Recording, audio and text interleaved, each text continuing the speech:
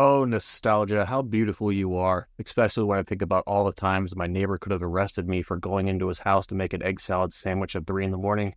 I really owe you, Kyle. But anyway, since we're here, Star Wars, one of the most iconic movies that was ever made back in the 1970s from the original mastermind of George Lucas, who gave us the original 3 trilogies to set up a momentous amount of work, all the way into the prequels where we learn about the young Anakin Skywalker developing his bout with good and evil, right versus wrong, and his slow drift to the dark side when he was facing Obi-Wan Kenobi on Mustafar.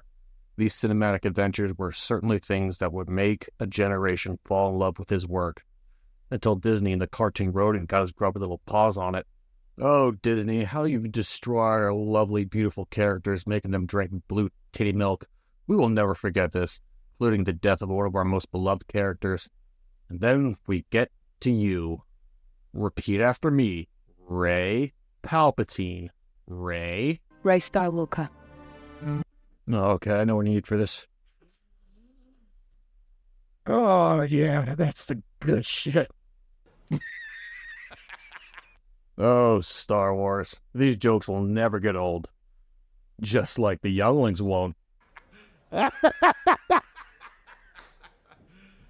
You serious? Oh, but Mr. Sinister, you carnosaur of nurses and crevasses, I hear you say, what does it mean when you hear the quote, when I was a young queer girl, I was just hanging out with the Ursula of the sea from The Little Mermaid as a queer girl growing up. If you don't identify with the heroes and the villains of the show, they're all queer-coded. You're like, yes, that's me. Yes, ladies and gentlemen, I would be referring to the none other and illustrious Harvey Weinstein's personal assistant, Leslye Headland, who's now the new showrunner for our upcoming beautiful cinematic masterpiece, The Acolyte.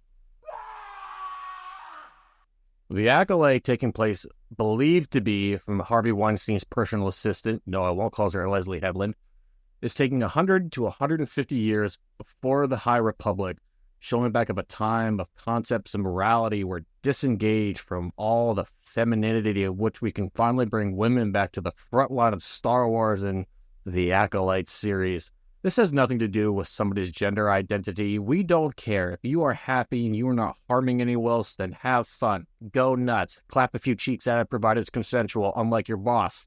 But with things like this, my dear sinners, we are looking at concepts of moralities that we could not even begin to understand.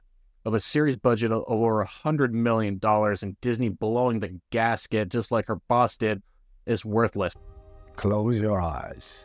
Who the fuck do you think you're talking to, Jedi Master Dickhead? I don't have any goddamn eyelids to close. What the hell? This is some bullshit. I don't know who Leslye Headland thinks she's going to reach with this show, but when we're looking at the areas of Padawans, Jedi, and 100 to 150 years before the High Republic, this thing is already going to be a complete and utter dumpster fire. We did not want this show. We did not need this show, but here we are. Speaking of being here we are, since you're already here, if you could hit that like and subscribe button, that would really help the channel, and I'd appreciate it. Since we're already here and we're going back to the basic fundamentals of what Star Wars is not, this is not going to be a show of the Age of Light. This is not going to be Darkness Rising. This is going to be people following because they're going to be consuming so much alcohol. They're just going to fill up the hospitals more than people thought they did with COVID-19. This is poignant, irrelevant, and nothing will save Star Wars at this point. If I was George Lucas, I would demand that everybody give that man an apology for the complete dumpster fire that we have as Disney Star Wars. He was upset that the fans didn't like his work on the prequel series, so instead he decided to give up his children, give up his babies, and give us a complete and utter waste of time and space, all for the sake of us completely wanting to burn it to the ground and not appreciating the very simple things that we had. Oh, Jesus, George. This is what we can do at this point, is reminisce on the beautiful 6 movies that we got, understanding the legacy of what Star Wars truly was, the blatant blight of good and evil, right and wrong, the concepts of moralities that were disengaged, that gave us beautiful, fruitful characters before the ugly little mouse destroyed it. It is with things like these, my dear little sinners, that we learn to not ever take for granted when it comes to Hollywood making these stupid dumpster fire remakes. Now, if anyone needs me, I'll be at the local pub. Please feel free to let me know in the comments below what would you guys love to see next. Until we meet again. But if you guys think George Lucas is probably saying this right now, you're right. If any of you need anything at all, too bad. But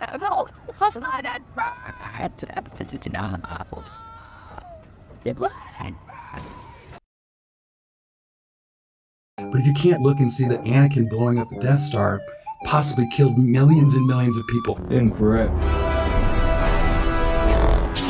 Oh, my dear sinners, welcome back. We are now here for the Acolyte, which I'm here to tell you right now, it's just beautiful. And if you don't believe Mr. Sinister, you can believe the Dora Milaje. What do you think? Take it away, Wakandan lady. Yes, yes. All right, my dear sinners, drop your socks and grab your Crocs. Mr. Sinister's going to go in hard on this one. Like and subscribe. We are going to go into the Acolyte. And as always, let's have some blabber. No, you don't need some sinister man like me to tell you that Harvey Weinstein's former personal assistant, Leslye Headland, that looks like a deep-fried Lego block, is going to be the showrunner for Star Wars, specifically the Acolyte. And if you think this was good, oh, hey, George, what happened with that sale with Disney? Any words? These are my kids. And Sell you them off. sold them.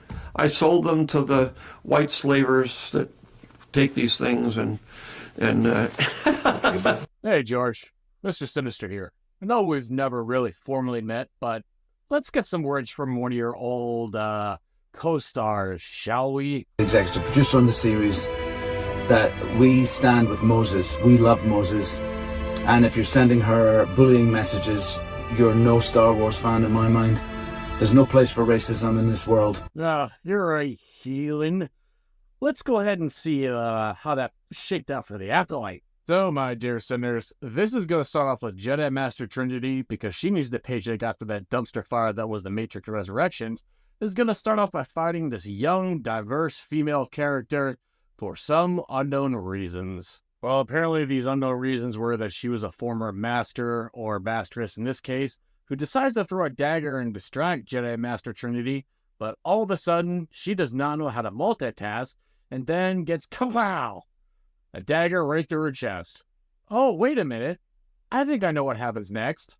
Oh, you're going to live, or are you going to die? Well, guess what? You die. I didn't watch the rest of Grey's Anatomy, but you take a knife to the chest, you die. Oh, wait a minute. Oh, I guess what happens in this scene is just complete bullshit then. All right. Good job there, Disney. Oh, God. Thank you, Leslye Headland. If you all didn't see, my dear sinners, I did a video not too long ago called Lightsabers for Dummies. Link in the description for that one. It pretty much sums up the bullshit I'm seeing on this part. Qui-Gon, we're all sorry.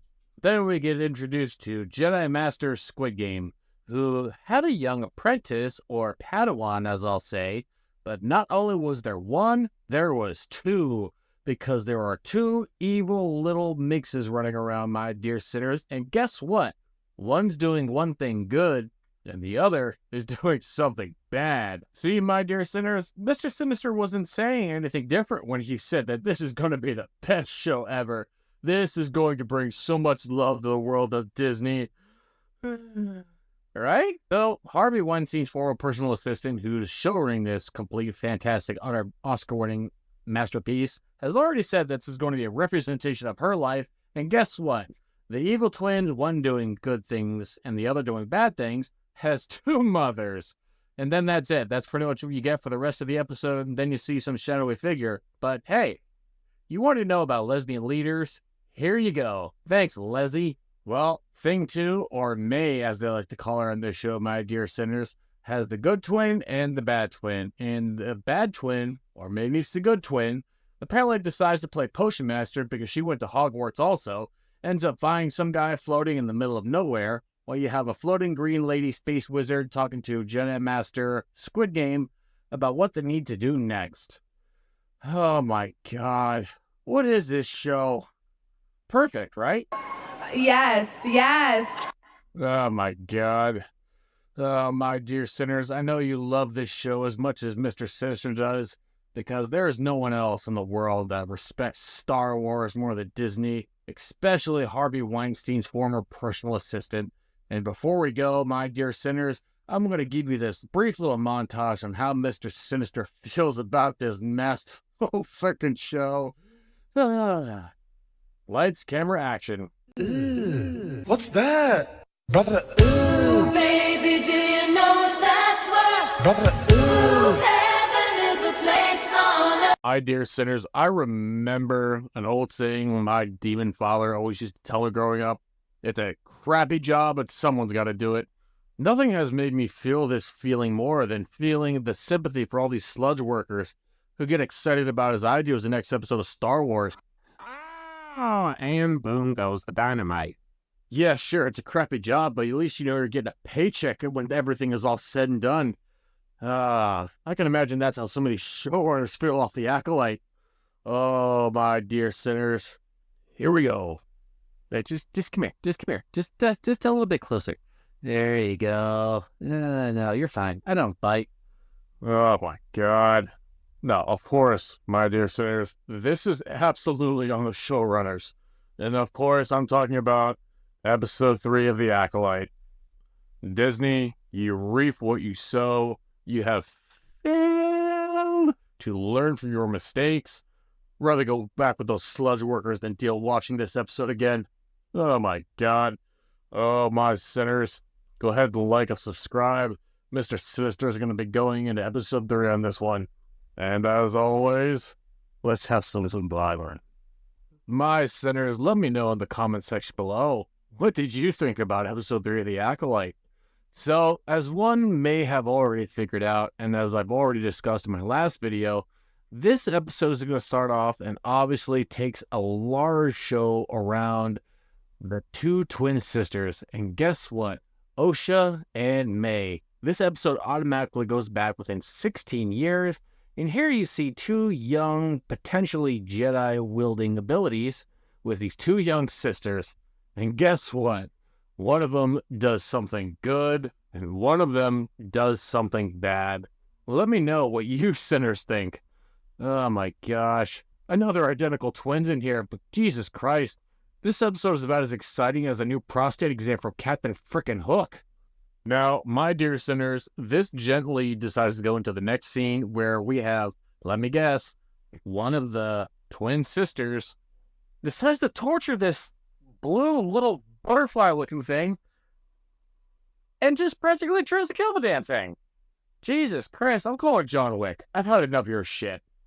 What the hell are you doing? I understand this is a Disney Plus show, but Jesus, tap dancing Christ. Oh my gosh. This is the stuff that makes my face hurt. Hold on. Daddy needs a fix. Now, as well I can imagine, before the sociopathic young little Padawan here decides to kill this creature, guess what? Her twin sister magically shows up. And thankfully, the day is saved. That's right, my dear sinners. This weird little blue thingy, it fucking lives. Hoorah. Well, as fate would have it, we now have what appears to be one of their potential mothers, Mama Darth Maul. That's right, my dear sinners. Gee, I wonder who her father was. Eh? Yeah, good luck passing that paternity test, bud. I think she's going to end up taking you to the dark side on child support. Oh, thank God that you're no longer here to see this, Darth Maul. We owe you a sincere apology. We'll give you a pass on the whole Qui-Gon thing, but back to the show. Now, we go back to the next set where we have the young twin sisters, my dear sinners, that are going to be back with what is now clearly established as their birth mother, as they call her Mama. Okay, all right, I can be with you so far on this one. Clearly, this dives into the next aspect of how they were brought into this world and just how they were conceived. Yeah, I'm feeling you all on this one. All right, but Mr. Sinners are going to be going deep on this one. Buckle up, buckaroos. So clearly there is some kind of rite of passage or ceremonial procedure supposed to take place, and Darth Maul Mama number 1 does not want it to happen. At least she's very nervous about it. She has very much hesitation because she senses something wrong. No, this horny little bitch here is not force sensitive, my dear sinners. but she senses something is amiss. Just about as much as Harvey Weinstein did. You know all about that, don't you, Leslye?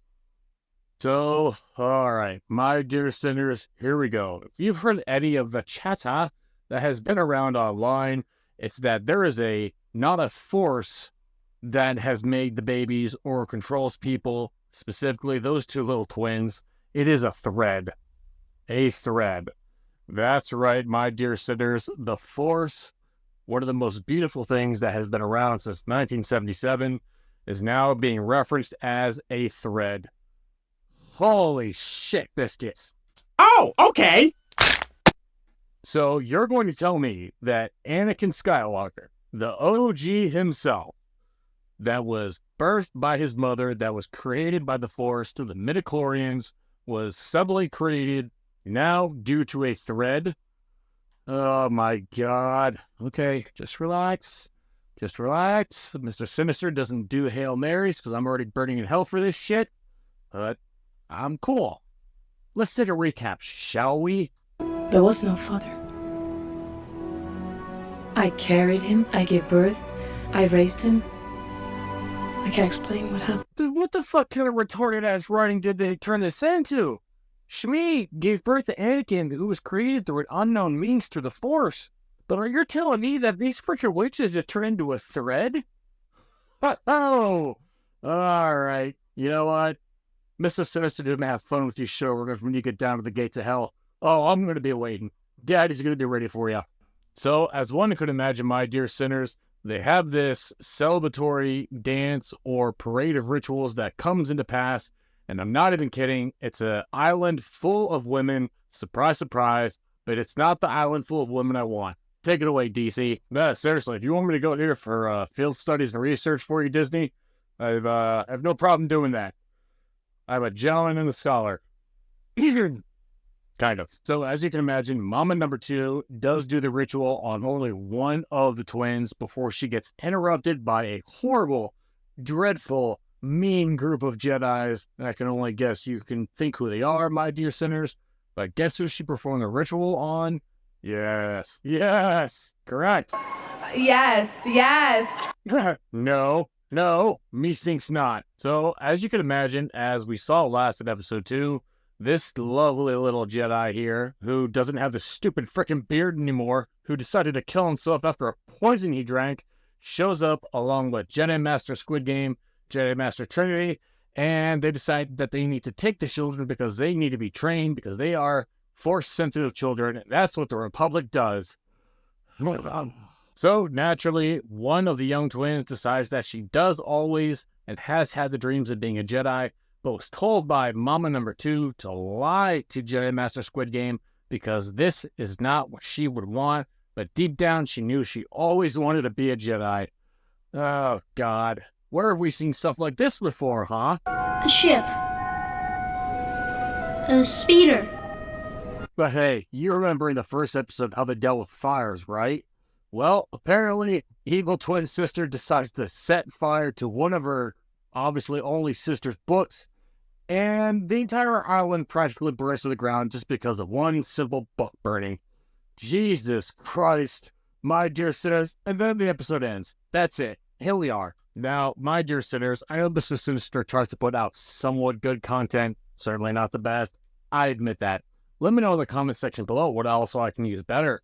But Jesus, I had to make this video because this is just deplorable at this point. This is beyond a filler of an episode. Let me know in the comment section below what you thought about The Acolyte Episode 3. And until we meet again. Oh, well, hello there, my dear sinners. We are seeing each other quite a few times this week. Oh, thank you so much for coming down to hell to visit me down here. It does get quite lonely burning for all eternity. I was just sitting here in the corner drinking a thing of Alpine soap and toilet water because I just had to watch Acolyte Episode 4. But since I'm going to suffer, I'm not going to let it happen to you, my dear sinners. No, Mr. Sinister is going to take the big one, God, and fill you in. Just ask Sister Teresa. Jesus, tap dancing Christ. That woman is hard to hold down, if you know what I mean. One Hail Mary and she's all over you. Oh, God. Anyways, back to Star Wars. I mean, yeah. Since I had to deal with Jedi Master McNuggets here, Mr. Sinister has taken a new approach to things. I'm just going to watch this so you don't have to, my sinners. So needless to say, after they completely destroyed the lore of Anakin Skywalker, and Mama Dukes decided to pull out some Dragon Ball Z moves and give one of her little slaves the Big Bang Kamehameha, I about had enough of this show, so I needed something to pass me over. Alcohol it is. Oh, embarrassing. So once Mr. Sinister got lost in the sauce, my dear sinners, I'm now able to talk about the Acolyte episode 4. And as always, let's have some Bible. So what did Mr. Sinister think of episode 4 of the Acolyte? Let's ask the Witcher. Fuck. Oh, fuck. Fuck. Fuck. Fuck. So episode 4 of the Acolyte starts off with May walking through some part of the jungle and some part of the woods with one of her new male companions to try and locate a Jedi Master Wookiee, who I gotta give credit to Star Wars Studio on this one, who said he looks like a discount Harry and the Hendersons replica. Theory, God bless you. And this character bears no substance at all, my dear sinners. I just love the fact that the way his fucking head looks. Oh, God. Okay. All right. Gotta be serious now. Gotta be serious. So, while they're on Coruscant, you have Osha go ahead and talk to the young Padawans here because she needs some advice because she's leaving. I can't. I can't do this. I can't do this, my dear sinners. Jedi Master Letterkenny. Holy shit. A couple hockey players come up the produce stand the other day. Oh, yes, my dear sinners. Star Wars meets Letterkenny. So, eventually, they're going to cut away next to where we get Discount Chewbacca, who's going to be sitting in his little hut, just working away as a young Discount Chewbacca would. Now, my dear sinners, get ready for the standing ovation for the best actress performance you're going to see this year. We're looking for a Wookiee who's big and hairy.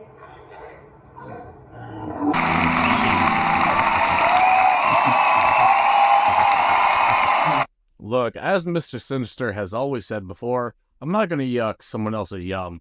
But when they're clearly trying to set up a romance with these two, okay, we get it. Enough. Jesus, tap dancing Christ. You know what? Sometimes this is why I'm glad I'm in hell. But then she decides to betray her young little apprentice that she's been carrying with her around all this time, even though he's clearly a potion master. He doesn't have enough to common sense to know what he's getting betrayed, or lack thereof. But, oh no, it appears that Discount Chewbacca has been killed. What a clearly is a lightsaber. Oh my god! They killed Kenny! You bastard! But then, wouldn't you know it, my dear sinners, Smilo Ren shows up and admits his red lightsaber. We know he's evil because the lightsaber is red. Why is it that every single time someone has to be figured out as a bad guy, they have to admit a red lightsaber, but none of these guys could sense them coming at all. Not once. 1, 2, 3, 4, 5, 6 at least Jedi couldn't even predict or see or use the thread, as it's now called, to see that this person was coming. Jesus, tap dancing Christ. Good job there, Jedis. So, anyways, Smilo Ren decides to blow all of the Jedi away by using a Big Bang Kamehameha wave, just like for Matrix Resurrection, and then the episode ends. God, that's it. This is why Mr. Sinister does this. I watch this shit so you all don't have to. So, collectively, if you would like to ask, Mr. Sinister, what did you think of the episode? I would gladly tell you this.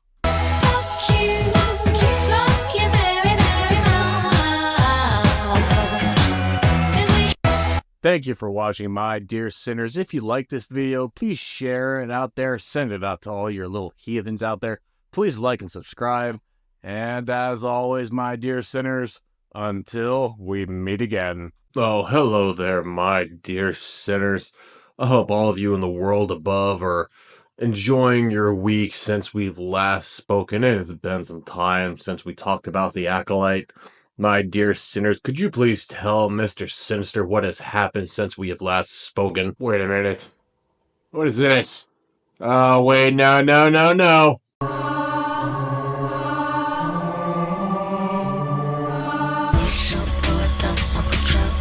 You know what? I'm down here burning for all eternity. For all you little heathens out there, I watched the Acolyte and all this other stuff for you. And I am repaid with this. Oh god, sobriety's being tested. Alright, hold on, my dear sinners. It's about that time and Daddy's gonna go ahead and watch the Acolyte. Episode 5. So, my dear sinners, this is gonna be Mr. Sinister. Take a look at my luscious burnt skin and my glorious burning eyes of hell. And that Superman symbol on my chest. Alright, Mr. Sinister's gonna watch the Acolyte. Be right back. Ay, papaya de Celaya. Ay, papantla, tus hijos vuelan. Vámonos, perras. ¡Ah! Oh, that's the good shit. Okay, alright, we're good. Alright, Mr. Sinister's gonna go ahead and review the Acolyte for you little heathens up there. And now, as always, Let's have some Bible. now, my dear sinners, I don't need to tell you all of the controversy that has been coming since the Acolyte has first debuted. Even someone as hellish as myself wanted to even give it the benefit of the doubt, but Disney being Disney, I know they're not going to learn their lesson. Star Wars fans have turned against Star Wars fans. And when Mr. Sinister talks about Star Wars, he means George Lucas Star Wars. Because the fandom has turned into something like this.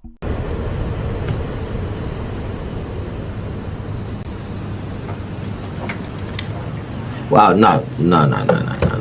So, needless to say, Smilo Ren has showed up, and no, I cannot coin the name. I believe Star Wars Theory, or dare I say, Neurotic came up with it, and it's just beautiful. Shows up and is trying to fight all the Jedi, because naturally, about 15,000 Jedi against Smilo Ren is going to go in the obvious way that we would think, my dear sinners. Well, I'm here to tell you, yeah, it is. So, naturally, everybody's trying to take on Smilo Ren, and for the life of me, I have no idea why, but he is able to break all of their lightsabers. He either cuts the hilts in half with his, but 13, 20, 80, 10,000 lightsabers, he just breaks in half. That's it. The whole goddamn time. There he goes. One thing that Mr. Sinister cannot stand is the blatant disrespect to George Lucas, is that the rules of Star Wars, yes, there are rules to this. When you are stabbed with a lightsaber, you die. Exhibit A meets Exhibit B. Smilo Ren stabs unknown Jedi lady through the chest. But according to Disney, that means you would live. No, it doesn't. She dies. Which apparently, we have a possible identity revealed, my dear sinners. And I wonder who Smilo Ren turns out to be. You want to take any guesses? Hi, this is Ezra Miller, aka the Bengal Ghouls, the Mad Goose Wizard. Yep, that's right, my dear sinners. Discount Ezra Miller not only has one, but two lightsabers. Yes, we didn't see this shit coming a mile away. I saw this coming a mile away more than my last divorce. Oh, and Sister Teresa knew what she was getting into with me. That she did. I will say this, though. Clearly they had a body double doing some of these scenes. My man here got jacked. So, because Disney doesn't know how to give us anything of substance or value, they decide to cut away. And we go back to Osha, who's now with her little Jedi friend who uses his lightsaber as a fucking flashlight. Which, to be fair, is going to be one of my biggest points coming up. I've done quite a few videos, my sinners, on what lightsabers can do and lightsabers for dummies. Go ahead and check that out for me. Like and subscribe on that one. But I'm pretty sure something that you hold up this close to your face would turn it into Freddy fucking Krueger. Your head, and he stays there. Hey, I know the feeling there, fella. Don't be disappointed. I had an uncle once, too, that... Anywho. So, Osha decides to stick a life pack to discount Ezra Miller's back, and all those little leeches and sea and tree hugger thingies latch onto him and carry him away, and naturally, of course, because the Acolyte doesn't know what else to do, and Lego block Leslye Headland naturally just has him live. So, yeah. Oh, but we're not done. No, of course, Osha and May are finally reunited, and the dumbest fucking thing that we could ever think of. Oh no, my dear sinners. Apparently, One decides she was still being brainwashed. The other thinks that she was kidnapped. So naturally, they fight, and she lets out a big Kamehameha. May knocks out Osha. And in order for them to trade places, which is what May wants to do, she cuts her hair with the fucking lightsaber to look like her twin sister. Yep, and then passes it off. And then she goes back with Jedi Master. And yeah, pretty much that's fuck all the end. Holy shit. All the girls here seem to know each other. Yeah, well, most of the girls here have done each other. My dear sinners, out of all of the several billion of people you have on the world above you that I get to look up at every day, I'm not going to pretend that there's not a few ists or phobes up there. My little ones, I understand this. But just because Leslye Headland does not understand that, just because we don't like your character, we think they're shit, it does not make us sexist, it does not make us racist, it makes us stupid fucking characterists, is what it does. You cannot understand the way we love Star Wars when you shove your identity politics and make it the central heart of the show. This is not what we want. This is not what we signed for. Even Star Wars Theory has had enough of this. But what's going to take the taco most is, Amanda Stenberg, a.k.a. Osha and Thema, the twin sisters. I understand your mixtape that you dropped on Juneteenth is not doing so well. So Mr. Sinister decided to give you a little mixtape of his own. Oh, my sinners. Please join me. What's that? Brother, oh no. Brother, So... Oh, what a die. Oh, Amandala. Maybe this will make your next album go aluminum. Until we meet again. Julian! Oh, nope. No, Mr. Sister needs more. Ay, papaya de Celaya. Ay, papantla, tus hijos vuelan. Vámonos, perras. ¡Ah! More! Ah, now we're talking. This'll do. That's right, my dear sinners. Mr. Sinister just needed some more of the Devil's Dangerous to get through the Acolyte. 50 Shades of Sith episode. Ah, here we go. Let's have some violence. So, Mr. Sinister's going to keep this easy peasy jabbing easy for this episode. Unlike many of you, my dear sinners, Star Wars is dead. The franchise is done. What did they do to our dear stormtroopers? I know they can't shoot to save their frickin' lives, but come on. This is just sad and pathetic at this point. Star Wars is dead. And my dear sinners, Mr. Sinister is going to show you why and tell you why. The Acolyte has united the fan base with not only raveling in Star Wars, but raveling in just the hatred of it. I used to love Star Wars. George, this is what we've turned to now. Loyalty to Disney. Loyalty to the brand. Loyalty is salvation. Loyalty is life. This is what Star Wars has resorted to now, my dear sinners. For the Acolyte Episode 6, this is definitely going to be the 50 Shades of Sith episode, because we have reached a point now in Star Wars where this is what they like to show us. They think this is television.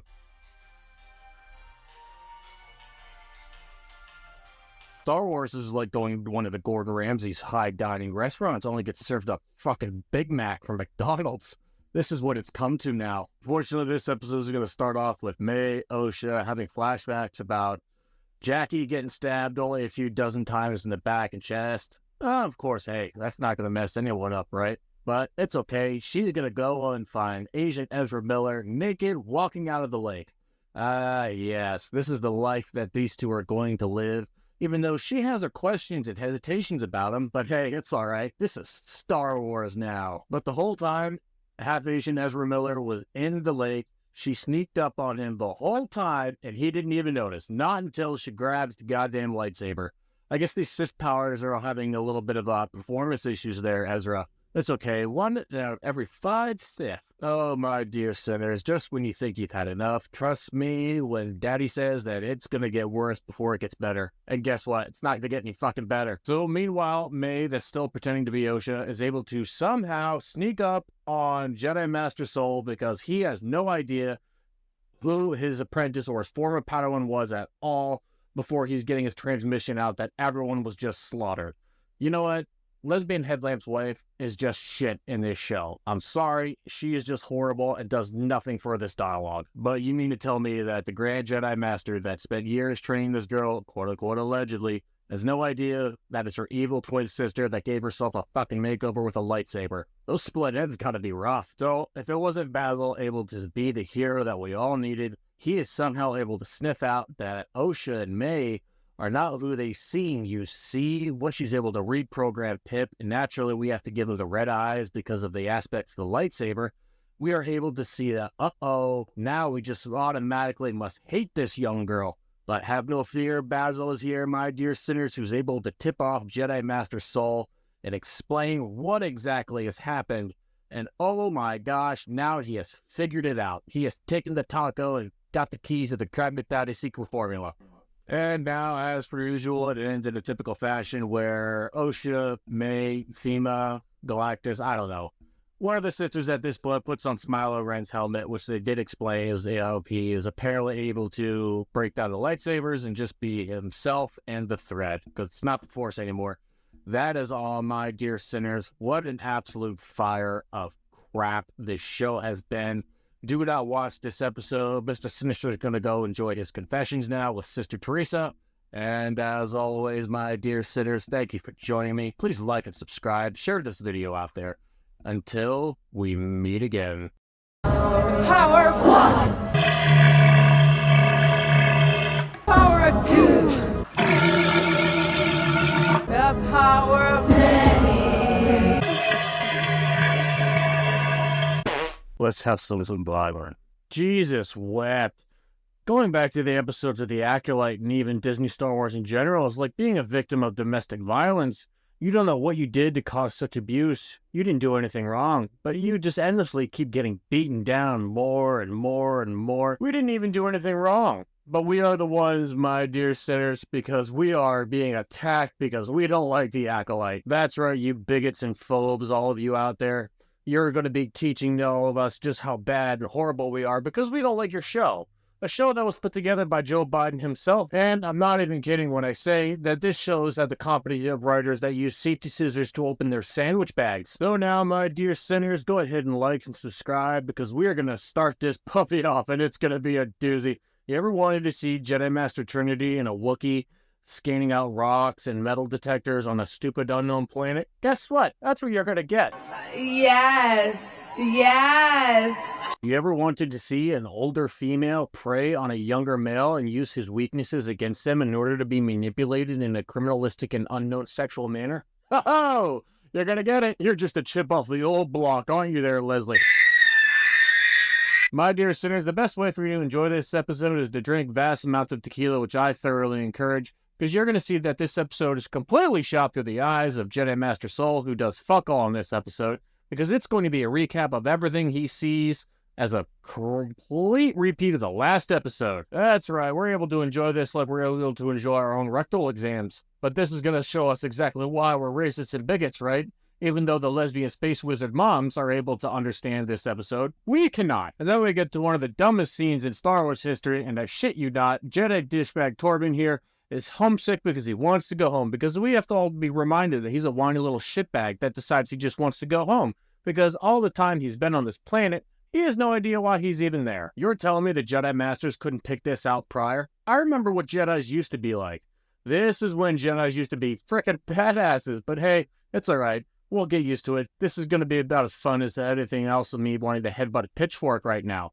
These are the days, my dear sinners, that Mr. Sinister loves. Even though we all wanted to see this giant Wookiee badass super fight, oh no, it's not going to be anything at all, because the lesbian space wizards were able to inhabit his mind and control his body. Jedis that were supposed to be the most impenetrable of creatures, even this stupid Padawan here, because these two idiots didn't know how to pick a proper Padawan or even proper Jedis. This episode has more whole stuff that filled in it than Mia Khalifa herself. Because now, angry mom is telling her daughter to get angry, get violent, get nasty. It just turns into a complete never fucking moron. Who the fuck wrote this show? Then, if things weren't bad enough, Jedi Master Soul kills Mama Bear. Going to let Osha go. It's what she wants. She chose you. What the fuck? You're telling me that you couldn't have started with that, you fucking ham sandwich? Instead, you got skewered like a fucking shish kebab. You idiot. And of course, we can't forget that we are able to catch Stone on Fire with just fire. What an absolute dumpster fire of a TV show. This is exactly what George Lucas did not want. And if anything, this has united the fan base in hating Star Wars. It is dead. $180 million budget for this show, but only Kenobi got $90 million. How the fuck does that make any sense at all? This was one of the worst contrivances that I've ever seen. This makes me almost want to go to heaven. This is what makes Mr. Sinister question his sobriety. Oh, for the love of Jesus, tap dancing Christ. I can't even say any more about this show because this is all it was. It's 50%, if not, honestly, 90% of the last episode that was already shown to us. This is garbage. Until we meet again. You know, watching The Acolyte week after week is like only realizing that you were asked, how's your day? And the only realization that you come through is that you understand that you're about to have a massive meltdown and let loose all of your problems, only to come to the severe realization that the person that asked you is the person at McDonald's wanting to take your order. But now Mr. Sinister is going to be your therapist now, you little heathens up there. Now that The Acolyte is over and we're able to have an episode of complete and utter nonsense and debauchery, as well as already adding damage to an already destroyed franchise, let's get into episode 8 of The Acolyte, shall we? Let's have some Blyburn. When we're looking at everything we've had to deal with The Acolyte so far, it is very pleased for Mr. Sinister to say that this is the finale. The turd has finally left the body. Well, since we see Osha May, one of the stupid idiot sisters here, now decides to put on a ball gag mask in a BDSM scene, which I'm pretty sure, just looking by this chick, I'm pretty sure the safe word here is pineapples. Her and Darth Sis Daddy are already going to see that she has episodes and connections to the dark side, because that's the writing that we have right now. Writing that was developed by blind children that were just coming out of a hurricane. But if things weren't dumb enough again, my dear sinners, we have Osha who's able to escape, or even it's May at this point, by giving her titty twister to Jedi Master Soul, who didn't know that this was going to even happen, and escapes by going back into Brendar, at one of their moons. Who the fuck even named some of these goddamn planets? And this little asshole right here has got to be the biggest little shit ever. So you're just going to tell me that Basil was able to get away with this? Are you kidding me? I'd put that goddamn thing right over a fucking moon. Fuck you, Basil. Fuck you and your eyebrows. The plots with this enough, my dear sinners, is enough to make me want to headbutt a pitchfork. If Jedi Master Soul not creeping on the young children wasn't odd enough alone, because they don't want to put any of this messaging in there, do they, my dear sinners? Who the hell is this show even written for? This is what I gotta understand. What's the even point? What's the plot? What's this leading up to? Oh, I know the new fan base that they wanted. Virginity is cool. Come on, virginity. So even now, we're seeing that the complete sacrifice of Jedi Master Torben, even though Soul had to kill the lesbian space wizard mother, is completely pointless. His death meant absolutely nothing. His sacrifice meant absolutely nothing. His character meant absolutely fuck all nothing. If things weren't bad enough, again, my dear citizen, I have to keep fucking repenting this, is even there's a little cameo that comes in. Well, one of two at least. But let's see what Star Wars Theory thought about it. Trains. Fuck off! That is not Plagueis watching that shit. You did not just put Darth Plagueis in the show. This was an absolute disappointing cameo. You put in the granddaddy over Palpatine, Darth Plagueis the Wise, the tragedy. That's what the story has always been. Do you know the tragedy of Darth Plagueis the Wise? Yeah, he was in the fucking Acolyte. That's his tragedy now. Why did you even have him just acting like a giant creeper in the freaking cave because he's watching Osha and May? How you doing? All right, how are you? Have a seat over in that chair, please. So let's get back to it. Jedi Master Soul and Jedi Master Smiler Ren are now going to be having their fight, or what's supposed to be a lightsaber battle. But apparently, what's going to happen next, my dear sinners? Oh, that's right. Lesbian witch lady's daughters are now finally going to show up. That's not supposed to be a lightsaber battle. That is the worst pathetic excuse for a lightsaber battle I have ever seen in my life. I've seen better play fighting with children. But of course, Daddy gets the force choke and uh-oh, it turned red, my dear sinners. It is red now. So, if anything, Jedi Master Squid Game is now dead because he gets force choked by the little angry child and dies and everything turns red, and that's what this is supposed to be now. My dear sinners, the Acolyte is best summed up as a destruction of an already plagued disease on an already dead corpse, which was Star Wars. This is not anything that we ever thought we were going to get when we thought of Disney over a decade ago. But here we are. Death, destruction, angry lesbian wish moms. This is not the show that we wanted. But if anything, Disney Star Wars has taught us that we are not going to get anything that we want. You have killed the franchise long enough. The writers have absolutely no idea what they're doing, even when it comes to stone getting set on fire by just water alone. Water didn't even help it. Nothing helped it. This show is just a disgrace. If anything that came out of this show, Lee Jong-jae, which had to learn English for this role specifically, I gotta give the man credit for that. This is a waste of talent for him. There are talented people in this, even discount Ezra Miller, but angry lesbian space moms and this little angry twin child thing is just an abomination. Nothing else from this, my dear sinners, can be saved as far as the Star Wars that we once knew and loved. This was just a shameful watch for Mr. Sinister, but I watched it so you all didn't have to, my little heathens. But in case someone else was wondering, fire can catch stone on fire. This is how Star Wars is now, my dear sinners. And if things weren't even bad enough, look who decided to give us a little cameo at the end. Oh, can you guess? Can you guess? Can you guess? Look, look, look, look, look. How embarrassing. How embarrassing. Thankfully for Lord and Savior, fuck Jesus Christ, this show is over. I'm going to go ahead and headbutt a pitchfork now. Thank you all, my dear sinners. And as always, until we meet again. No!